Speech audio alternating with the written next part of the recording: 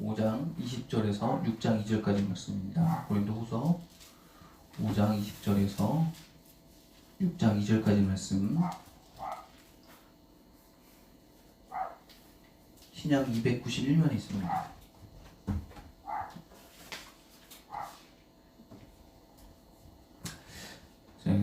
네 절밖에 안 되니까 함께 읽도록 하겠습니다. 그러므로 우리가 그리스도를 대신하여 사신이 되어 하나님이 우리를 통하여 너희를 권면하시는 것 같이 그리스도를 대신하여 간청하노니 너희는 하나님과 화목하라. 하나님이 죄를 알지도 못하신 이를 우리를 대신하여 죄로 삼으신 것은 우리로 하여금 그 안에서 하나님의 의가 되게 하려 하심이라. 우리가 하나님과 함께 일하는 자로서 너희를 권하노니 하나님의 은혜를 헛되이 받지 말라.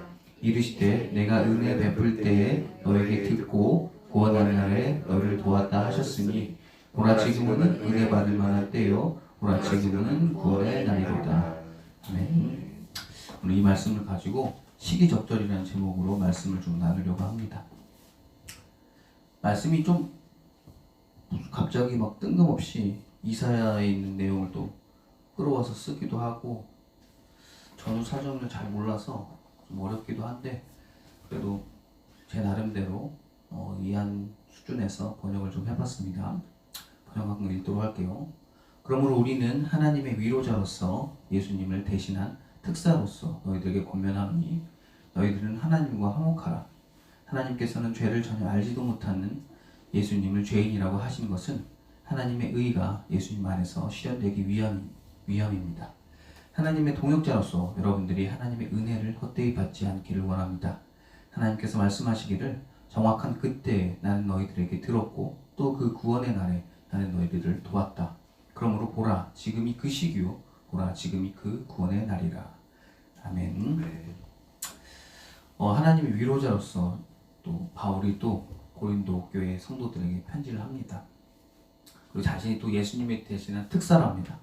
그래도 여러분들 권면한 마음으로 편지를 쓰는데 편지 내용이 이렇죠. 하나님과 화목하래요.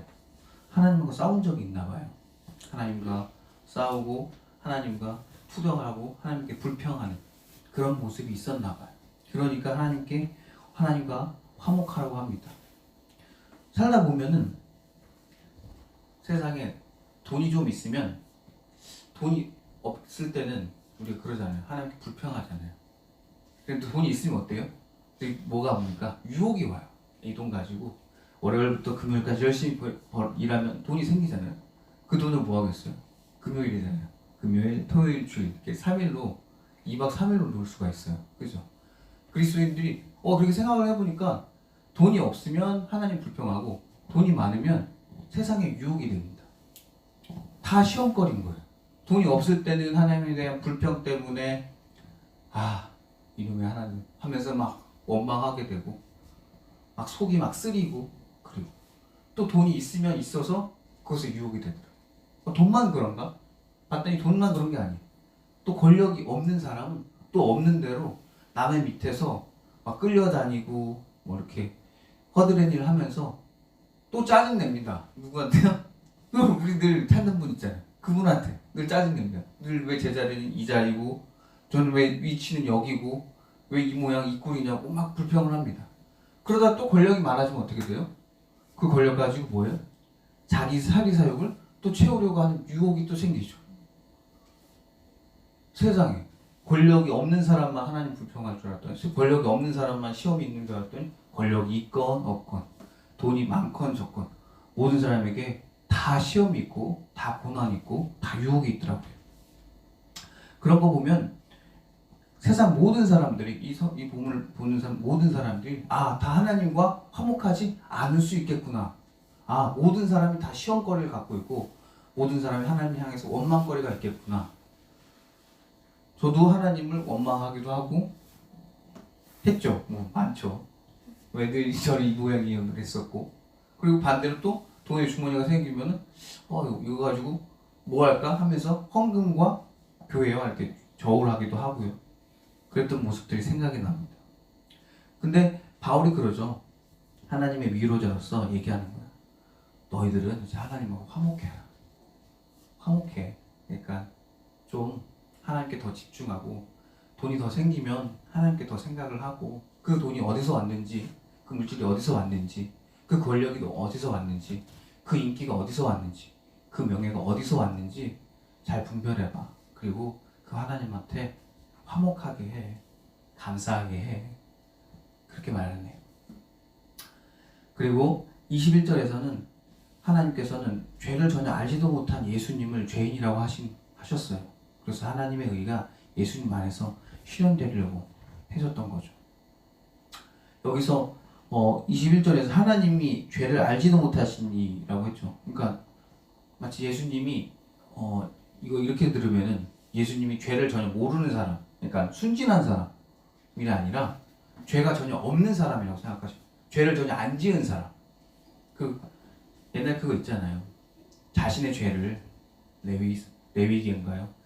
양에다가 다 다기질을 다 씌워놓고 그것을 낭떠러지에 떨어뜨려서 죽이잖아요. 그런 것처럼 그런 표현을 한 겁니다. 예수님께서 그렇게 했다. 누구를 위해서? 너희들의 의를 위해서, 너희들의 올바름을 위해서 그렇게 대신했다는 거죠. 그러니까 죄를 전혀 모르는 게 아니라 죄가 전혀 없는 분이 예수님께서 우리 대신에 죄인 되신 거죠. 그 덕분에 우리가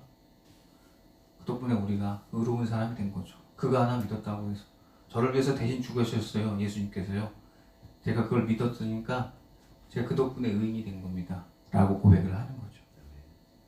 그러면서 이제 6장 1절에서 하나님의 동역자라서 이렇게 나오면서 여러분들이 하나님의 은혜를 헛되이 받지 말라고 그러죠. 헛되이는 여기서 영어 베인이라고 해서 약간 공허하다는 느낌이죠. 하나님께서 여러분에게 막 은혜를 주셨어요. 뭐 어떤 사람 물질로, 어떤 사람 아까 말했던 권력으로, 어떤 사람 어떤 위치로서 은혜를 막 부어주셨어요. 근데 그 은혜가 헛되이 되는 게 뭡니까? 사라져버린다는 거예요. 공허하게 된다는 거죠. 그러면 어떨 때 하나님의 은혜가 공허하게 될까? 사라지게 될까? 생각을 해봤어요. 하나님이 나에게 돈을 주셨는데 그거를 나를 위해 막 쓰는 거예요. 내가 입고 싶었던, 내가 갖고 싶었던, 사고 싶었던 것들 막 샀어요. 사고 나니까 어떻게 됐어요? 아무것도 안 남았어요. 군에 있을 때인데 부끄러운데 그때도 수요일마다 그 종교 행사가 있었어요. 그때 저는 그때 2등병 1병 해가지고 그때 되게 힘든 시기였어요. 되게 힘든 시기였는데 그때 종교 행사 때 그러니까 저는 신학생인 걸 아는데 수요일 날이면 이제 가라고 그래요. 종교 행사. 그리고 고참들도 선임들도 너 신학생이니까 그래도 수요일 날 종교 행사 가야지 그래. 그거 가면은 되게 좋은 게 가면은 제가 그때 그 침상을 닦아야 되는 걸레로. 근데 그거 안 해도 되거든요. 각 잡고 닦아야 돼요. 그것도 웃기게 그 당시 그랬어요. 근데 그날은 안 간다고 그랬어요. 왜 안 간다고 그랬냐면 제가 눈치를 보여서 그런 게 아니라 부끄러운데 이걸 말하는. 그때 그 휴가가 복귀자가 돌아오는데 휴가 복귀자 돌아올 때 빈손으로 안 오고 막 먹을 걸 엄청 많이 사갖고 와요. 냉동식품하고 막 과자하고 막 이거죠. 그때 제가 21살이었으니까 과자가 한참 땡길 나이잖아요. 과자랑 막 먹을 게. 그래서 안 간다고 그랬어요. 그거 먹으려고. 진짜 아둔하죠. 그래서 그거 청소 막 끝까지 하고 그거 다 먹었어요. 종교 행사 안 가고. 그리고 나니까 어떤 줄 알아요? 배는 부른데 뭔가 죄진 느낌이고 뭔가 이게 허무한 느낌이 살짝 오더라고요. 그러니까 내 배가 충만하게 차면 내가 다 가진 걸 줄 알았는데 중간에 다 찼지만 내가 하나님의 은혜를 내가 받았지만 먹는다는 은혜죠. 그걸 받았는데 돌아온 것은 공허함이 오더라고요. 저는 그래서 이게 하나님의 은혜를 헛되이 받지 말라는 게 하나님의 은혜가 내가 이미 있는데 내가 그것을 버렸구나. 그래서 그때 되게 많이 후회했어요. 근데 뭐 성경책 되니까 또 안 가게 되긴 하더라고요. 그러면 안 되는데 그래도 주일날은 꼭 지켰습니다. 부끄럽네요.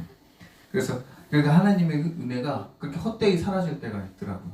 그래서 최근에도 컴퓨터를 막 하는데 요즘 막 설계 준비하면서 컴퓨터 하면서 보는데 저희가 이사를 갔잖아요. 근데 이사 전에 여기 있었을 때는 제가 되게 좀 어렵게 살았어요. 교회가 좀 힘들어서.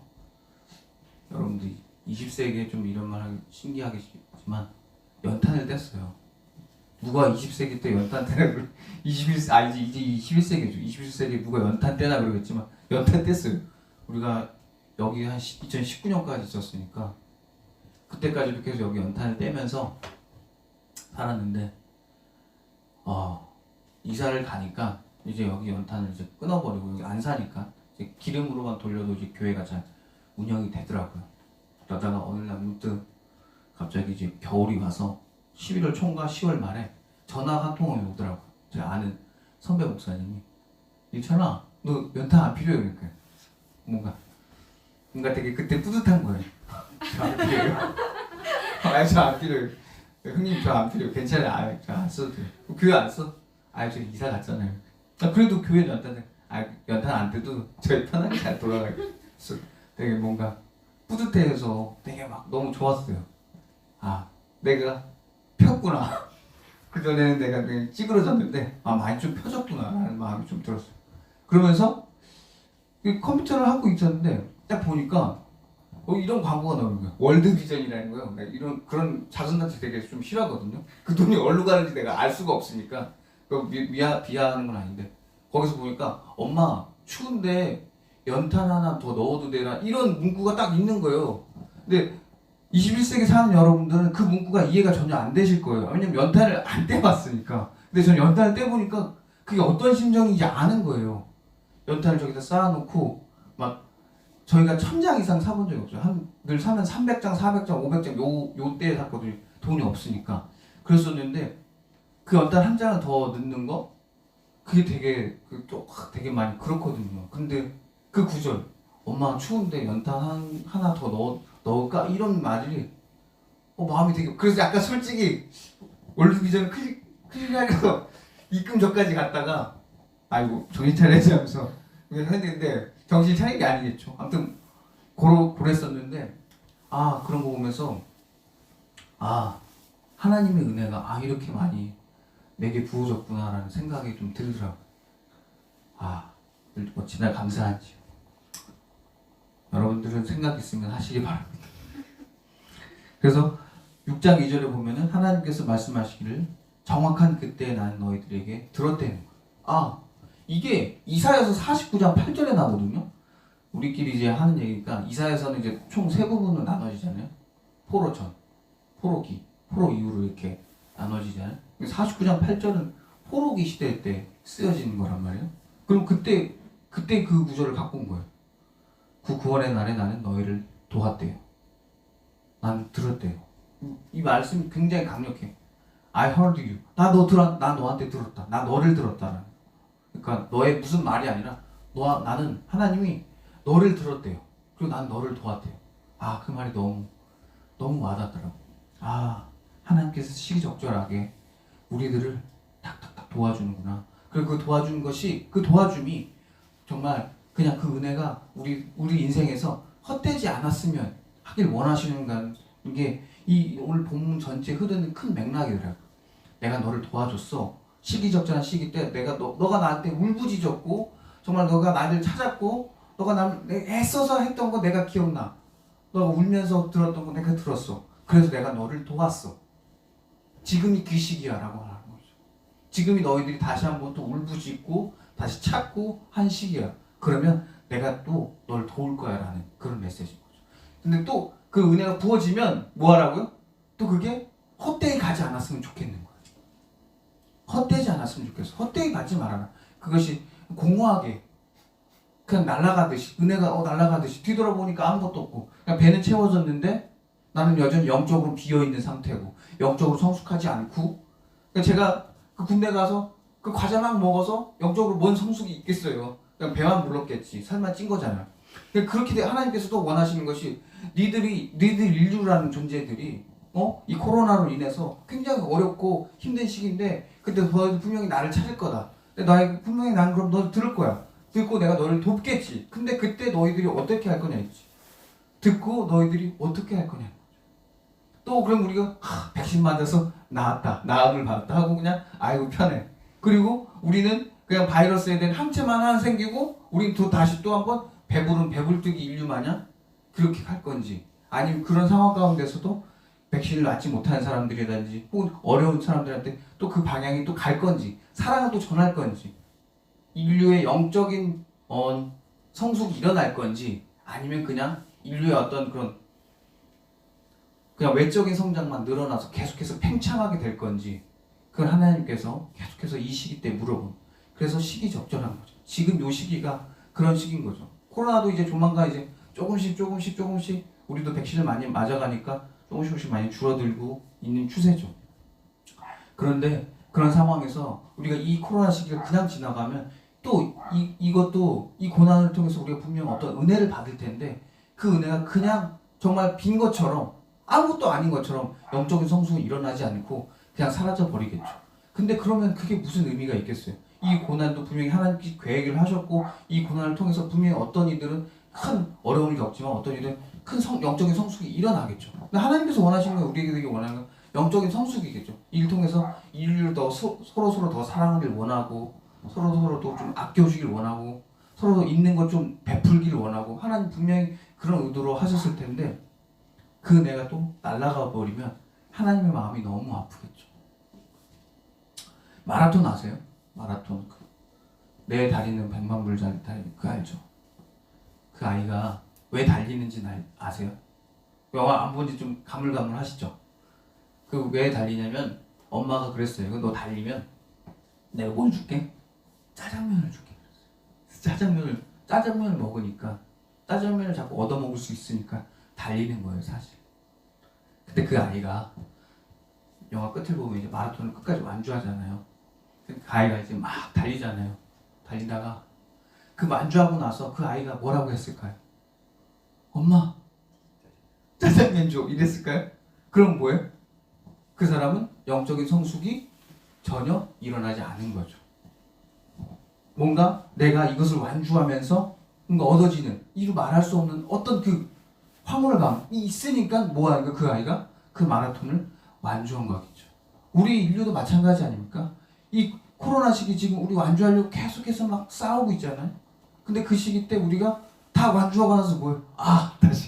다시 돈, 하나님 다시 돈, 하나님 다시 명예, 하나님 다시 권력, 하나님 다시 기쁨, 인간적인 것들, 그걸 다시 또 찾는다면 우리 그 마라톤에서 그 완주한 그 사람보다 이거를 얻은 게 없는 거예요. 그냥 우리는 제자리 걸음인 거예요. 인류가 그냥 퇴보하는 거죠. 하나님께서 원하는 건 진보하길 원하시죠. 아니, 물리적인 진보 말고요. 하나님께서 여러분이 원하는 건 영적인 진보겠죠. 서로 사랑하기, 서로 나눠 쓰기, 서로 아껴 쓰기. 지구가 또 지금 이제 온난화 때문에 더 심해지잖아요. 그 시기 때 또 어떤 이들은 여기 도망간다고 화성으로 간대네요. 또 어떤 이들은 또 다른 데로 가겠죠. 그래서 하나님께서 원하시는 게 정말 그걸까? 화성으로 튀는 게 답인가? 우리는 그건 모르겠어요. 근데 저는 그게 아닌 것 같아요. 그 상황 가운데서 서로 아껴 쓰고 나눠 쓰고, 그러면서 서로 소중하게 아껴주는, 그걸 하나님께서 더 원하지 않으실까? 라는 생각을 해봅니다. 하나님께서 원하는 그 마음이 바로 하나님이 너희들이 그런 마음을 좀 품었으면 좋겠어 라는 거죠. 여러분, 이 고난의 시기가 여러분에게 또 은혜의 시기가 되셔서 정말 헛되게 받지 않으셨으면 좋겠습니다. 제발 마지막 때에 마라톤 완주하고 나서 짜장면 찾는 사람이 아니라, 그 인생이 얼마나 부끄럽습니까?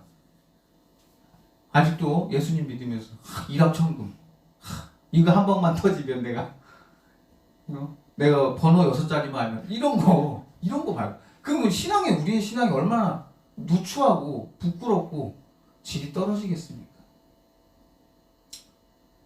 여러분, 저와 여러분은 그래도 좀 시기적절한 때에 하나님 찾으시고, 또한 여러분 시기적절한 때에 여러분의 영적인 성숙이 일어나는 좀 약간 그런 그리스도인이 되셨으면 좋겠습니다. 기도하고 마치겠습니다. 사랑해 주님 감사합니다. 오늘도 주의 말씀 듣고 돌아갑니다. 시기적절한 그때 우리 하나님께 회개하고 하나님께 돌아가고 하나님께 은혜 받기 원합니다. 하지만 은혜를 받고 나면 까먹습니다. 부끄럽게 자꾸 인기, 명예, 권력, 돈 자꾸 찾습니다. 일확천금놀이입니다. 물론 중요하지요. 하지만 그 물질이 우리 인류를, 아니 나를 영적으로 풍요롭게 하지 못합니다. 주여, 우리가 영적인 풍요를, 영적인 성숙을 찾아 이 교회에 왔사오니 주 우리를 영적으로 성숙하게 변화시켜 주시옵소서. 그래서 나의 이익이 아니라 타인의 이익, 그리고 다른 사람을 더 먼저 둘러볼 줄 아는, 정말 예수님처럼 나를 위해서 정말 대신 주셨던 그 은혜처럼 우리도 때로는 남을 위해서 희생할 줄 아는 그런 성도님들 될 수 있게 주여 도와주시옵소서. 이 모든 말씀 언제나 우리를 사랑하시는 나사렛 주 예수 그리스도 이름으로 기도드렸습니다.